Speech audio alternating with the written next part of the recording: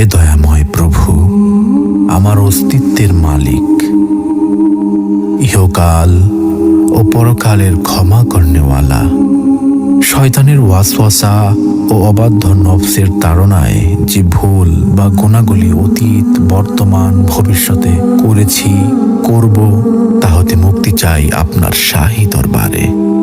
আপনি সব পারেন। আপনি দিনকে রাতে পরিণত করতে পারেন, আপনি রাতকে দিনে পরিণত করতে পারেন। আপনার কুদরত ও ক্ষমা সব কিছুর ঊর্ধ্বে। আপনি কারো কাছে জবাবদিহিতা করেন না। আপনি রাজাধিরাজ। আপনার মহিমা যে ভাষায় লিখি না কেন, সবই ম্লান হয়ে যাবে আপনার শানে।